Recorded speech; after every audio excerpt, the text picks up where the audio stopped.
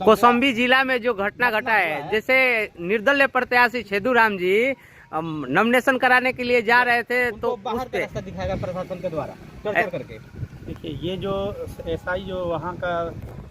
थे जी तिवारी कोई था, और वो छोटू राम को जिस तरह के मतलब उनके साथ ज्यादती ये किया कि उनको नॉमिनेशन करने गए थे, निर्दलीय प्रत्याशी थे, और उनको जिस तरह डांट फटकार करके और निकाला गया, ये लोकतंत्र की हत्या है। और वह व्यक्ति समझता है कि यह छोटू राम जो है एक दलित परिवार से है, गरीब परिवार से, असहाय है, इनकी क्या औकात है, ये कुछ करेंगे नहीं। लेकिन सबसे बड़ा चीज़ है कि ये लोकतंत्र की हत्या है। कोई भी व्यक्ति चाहे वो कितना ही कमजोर क्यों न हो, उसको लोकतांत्रिक अधिकार है कि वह जो है अपना नॉमिनेशन कर सके और अपने देश और समाज की बेहतरी के लिए वो चुनाव लड़ सके। सर, सोशल मीडिया पर मतलब वीडियो वायरल हो रहा है जो पुलिस प्रशासन है खुद अपने सबसे मतलब कि दुरुपयोग भाषा से मतलब संबोधित करके उनको बाहर का रास्ता दिखाया जा रहा है, जिसमें मोदी कहते हैं कि मतलब कि सबका साथ सबका विकास उत्तर प्रदेश योगी की सरकार है। देखिए, योगी की सरकार जो है, और चाहे किसी भी की सरकार हो, जो व्यक्ति जिस विचारधारा का रहता है वो व्यवहारिक तौर पर कहीं ना कहीं दिखाई दे देता है। वह सत्येंद्र तिवारी जो है सामंतवादी, मनुवादी और ब्राह्मणवादी विचार का है, और वह छोटू राम जो दलित परिवार से आते हैं, कमजोर परिवार से आते हैं, वो आदमी जो लोकतंत्र में अगर एमएलए का चुनाव लड़ता है, विधायक बनता है या एमपी बनता है, तो ये लोग इस मानसिकता के तहत उनके साथ ज्यादती करते हैं कि ये जो लोग भंगी कमजोर लोग जो हमारे पैरों के नीचे रहा करते थे, जो हमारी गुलामी किया करते थे, आज के दौर में लोकतंत्र में वो लोग एमएलए एमपी बनेंगे, यह बात उनको नागवारा लग रहा है, वो बर्दाश्त करने की स्थिति में नहीं है। और एक बात जान लीजिए, पुलिस प्रशासन हो, न्यायिक प्रक्रिया हो, सारे जगह मनुवादी और सामंतवादी भरे पड़े हुए हैं, और वो अपनी आदतों से बाज नहीं आ रहे हैं, इसलिए कि उनको इस बात का जलन हो रहा है, उसके पछवाड़े में आग लग जा रही है कि भाई अब दलित लोग भी लोकतंत्र में अपनी भागीदारी लेने लगे, अपने हिस्सा लेने लगे।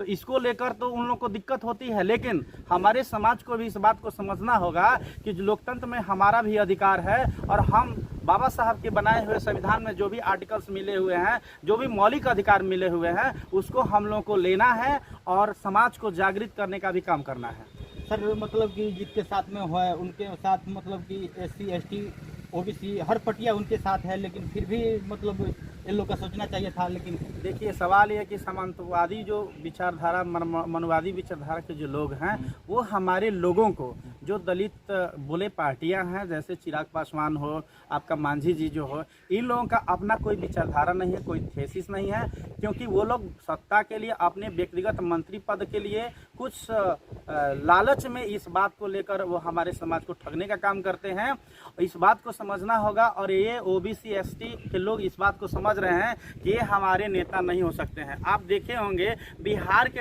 राजनीतिक परिवेश में आज चिराग पासवान जो हैं, उनके कहीं जाने पर बाबा साहब को चूंकि देख रहे हैं कि भीम आर्मी और बहुत सारे लोग आज बाबा साहब को पूज रहे हैं और उनके बातों को मान रहे हैं, उस दौर में ये भी अब पीछे हटना नहीं चाहते हैं, या इस बात को भुनाने के फिराक में हैं कि हम भी जो है अम्बेडकरवादी हैं, या हम भी दलित हैं और हम उनको मानते हैं। तो वो विचारधारा से नहीं मानते हैं, दिखावे के लिए जाते हैं और उनकी वैचारिक हत्या करते हैं। हत्या इस तरह करते हैं कि उनके जो मूर्ति है उसमें माला मतलब पहनाने कर, और ये साबित करने का प्रयास करते हैं कि हम भी दलित हैं और उनको मान रहे हैं, लेकिन वो विचारधारा के अपोजिट काम कर रहे हैं। इसलिए आप देखे होंगे कि बहुत सोशल मीडिया पर ये ट्रेंड चल रहा है कि जो सामाजिक कार्यकर्ता है, भीम आर्मी के बहुत सारे साथी हैं, जो उनके बाबा साहब की मूर्ति जो वो माला पहनाए थे, वहाँ पर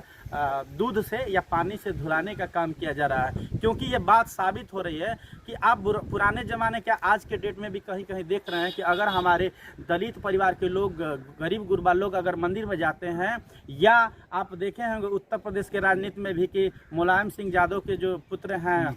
अखिलेश यादव, जब कुर्सी पर बैठते हैं तो कुर्सी धुला दी जाती है। तो ये मानसिकता है कि वो अछूत हो गया। सर, इसलिए भीम आर्मी सर मतलब कि संघर्ष के नाम से जानी जाती है, हर जगह भीम आर्मी पहुंचती है, क्या उनको इंसाफ मिलेगा? देखिए, इंसाफ की जो बात है, इंसाफ के लिए ही तो लड़ाई है। अगर इंसाफ जब तक नहीं मिलेगा तब तक छोड़ेंगे नहीं हम लोग। अब सवाल ये है कि छोटू राम जी के साथ जो जाति हुआ है, आपने देखा होगा कि हमारे आदरणीय चंद्रशेखर आज़ाद जी ने जब देखे कि वो पहले निर्दलीय लड़ा करते थे, लेकिन अब उन निर्दलीय लड़ेंगे या आज़ाद समाज पार्टी से उनको समर्थन दिया जाएगा, क्योंकि हम लोग दबे कुचले लोगों के साथ खड़े हैं। इस बतौर हम लोगों ने अगर वो निर्दलीय भी लड़ते हैं तो आज़ाद समाज पार्टी उनको पूरा भरपूर समर्थन करेगी और उन मनवादियों को जो मानसिकता है उसको नेस्तनाबूद करने का काम किया जाएगा। भारतीय जनता पार्टी का एक गृह मंत्री है जो मतलब कि कहते हैं कि अगर 400 सीट पार करते हैं इस बार तो SC ST OBC का आरक्षण खत्म कर देंगे। देखिए, ये तो जो कह रहे हैं वो तो एक चीज़ है, लेकिन एक बात जान लीजिए, व्यवहारिक तौर से ये बात हम लोग को समझ में नहीं आ रही है। लेकिन जब से बीजेपी की सरकार बनी है वो जोंक की तरह हमारे अधिकारों को धीरे धीरे छीन रही है इनडायरेक्टली। जैसे निजीकरण कर देना, रेलवे बेच देना, बहुत सारी चीज़ें बेच देना, लेकिन उसके बाद आरक्षण की जो बात बोल रहे हैं कि हम जो है 400 पार रहेगा तो डायरेक्टली आरक्षण खत्म कर देंगे। जैसे मच्छर जो होता है डायरेक्ट डंक करता है, उसी तरह ये लोग डंक करेंगे। और यहाँ की बात जान लीजिए, एक बहुत बड़ी देश में साजिश चल रही है बीजेपी सरकार के द्वारा कि अग्निवीर जो योजना लाई गई है उसमें सबसे बड़ा ये प्लान है उसका कि जो नौजवान हैं उनको